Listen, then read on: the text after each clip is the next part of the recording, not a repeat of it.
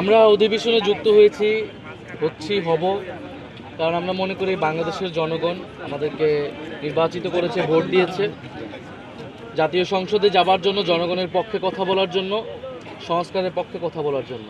আমরা একই সাথেও এটাও সংসদে বলেছি যে এই সংসদকে একটি সংবিধান সংস্কার পরিষদ হওয়ার কথা গণভোটের রায় অনুযায়ী।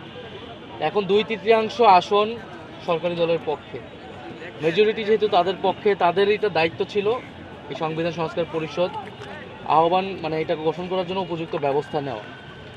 আমরা ঐক্যমত কমিশন থেকে দেখে আসছি বিএনপি সংস্কারের পক্ষে অতটা জোরালোভাবে ছিল না, এক প্রকার চাপে পড়ে বিভিন্ন সময় তারা সংস্কারের পক্ষে কথা বলেছে। নির্বাচনের সময় তাদের দলীয় প্রধান হ্যাঁর পক্ষে অবস্থান নিয়েছে।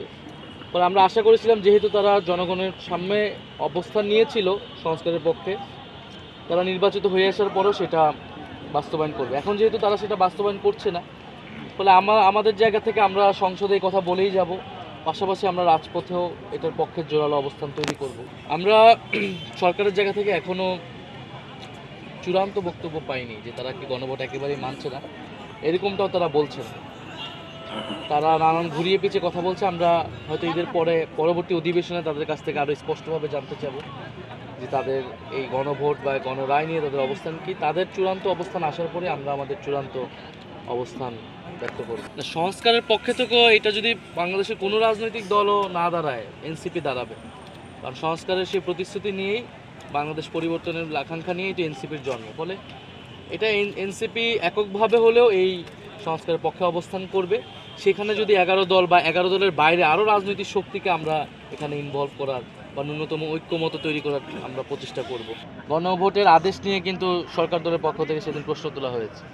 তার মানে গণভোট যেই 4টা প্রশ্নের উপর হয়েছে সেখানে কিন্তু মেজর সংস্কারগুলো আছে, উচ্চকক্ষের কথা আছে, তারপর আপনার বিচার বিভাগ স্বাধীনের কথা আছে, ডেপুটি স্পিকারের কথা আছে, তো এরকম এবং যে সাংবিধানিক প্রতিষ্ঠানগুলোর নিরপেক্ষ নিয়োগের কথা আছে, এগুলো তো গুরুত্বপূর্ণ সংস্কার ছিল এবং এগুলো মীমাংসিত ছিল, একটা ঐক্যমতও ছিল। সেই সময় অনেক দ্বিমত ছিল অনেকের, আমাদেরও তো এই আদেশ নিয়ে অনেকগুলো দ্বিমত ছিল, কিন্তু আমরা তো সকল দ্বিমতকে মেনে নিয়ে আমরা এই গণভোটটাকে অংশগ্রহণ করেছি। ফলে তারা তো আসলে মেজর সংস্কারগুলো মানছে না। তারা যেটা বলতে চাচ্ছে যে তাদের মন মতো করে, তাদের ইশতেহার অনুযায়ী তারা সংস্কার হয়তো করতে চায়। তো তাদের ইশতেহার অনুযায়ী সংস্কার করতে হলে এত ঐক্যমত কমিশন, এত আলাপ আলোচনা, তো সব কিছুই ব্যর্থ, বিফল। এটা তো আসলে প্রয়োজন ছিল না, এগুলো জাতির সামনে আগেই পরিষ্কার করা উচিত ছিল। আমরা 90-এর গণ-অভ্যুত্থানের পরেও বিএনপির এরকম আচরণ দেখেছি। তো সেদিন আমি বলেছি যে 90-এর গণ-অভ্যুত্থানের ত্রিদলীয় জোটের রূপরেখা যখন তারা মানল না বিএনপি সরকারে এসে, তো এটার ফলাফল আসলে কি হয়েছিল? সংসদীয় রাজনীতিতেই বিএনপি এবং বাংলাদেশের রাজনীতি বেশি দিন টিকে নেই, বাংলাদেশ একটা ফ্যাসিবাদের দিকে গিয়েছে। ফলে বিএনপি কি ইতিহাস থেকে শিক্ষা নেবে নাকি ইতিহাসের পুনরাবৃত্তি করবে, এটা তো বিএনপি কি সিদ্ধান্ত নিতে হবে। আর বিরোধী দল হিসেবে যে ভূমিকা, বিরোধী দল হিসেবে আমরা কিন্তু বলেছি, বিরোধী দল হিসেবে আমরা একটা দায়িত্বশীল আচরণ করতে চাই, দায়িত্বশীল ভূমিকায় থাকতে চাই। এবং বিরোধী দল মানে যে যদি সবসময় বিরোধিতা করতে হবে, বা খুবই এখন দেশের যে পরিস্থিতি, দেশের যে অর্থনীতি, জ্বালানি সংকট, এই সামগ্রিক অর্থনীতির জায়গায় দেশের জনগণের মানুষ ভালো থাকবে, সেই জায়গায় তো আমরা সরকারকে সর্বাত্মকভাবে সহযোগিতাই করতে চেয়েছিলাম। এখন সরকার যদি আমাদেরকে সর্বাত্মক বিরোধিতার দিকে ঠেলে দেয়, সেটার জন্য আমাদের তো আরও কিছুদিন অপেক্ষা করতে হবে। আমরা দেখবো সরকারের আচরণ।